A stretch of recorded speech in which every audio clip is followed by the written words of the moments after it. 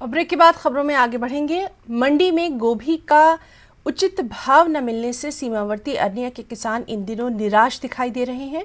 किसानों का कहना है कि मंडी में 10 रुपये प्रति किलो के हिसाब से गोभी बिक रहा है।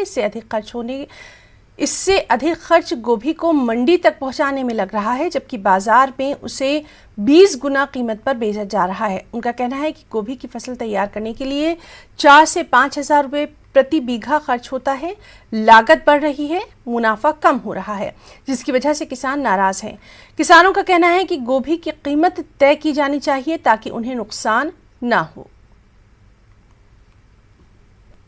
गोंगलू लाए, शलगम लाए दा, गोभी लाई दी है, तकरीबन कड़म लाया, सब आइटमां तकरीबन हैन।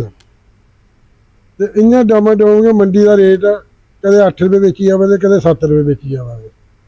ज़्यादा कोला 13-14 लगी जाग, इहदे कोला उप्पर नहीं है। इस बार कोई फायदा फूयदा तो नहीं है। भाई ये बराबर होई अगे जिन्ना खर्चा होएगा, शायद वाली गल है भी जे कोई रेट बनी गया तो बराबर होई अगे। कोई 10 ग्राम भी लेना वा तो 500 को घट लभदा नहीं होंदा। 500 बी वाले भी दिंदे ने कि कोई वधिया बी, कोई हल्का बी है, कोई इ'यां 400 को स्टार्ट होंदा, 700-800 तक चलदा होंदा 10 ग्राम बी होंदा।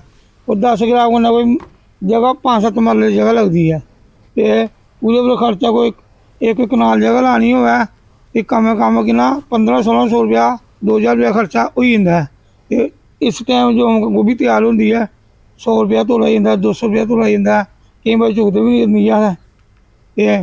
ते मूली होई, बी आई बी 5000 रुपया किलो, उन्हें बी लाने करने मिनत ते मुका देखने ते 2 रुपये किलो भी नहीं जाती, 3 रुपये किलो भी नहीं जाती।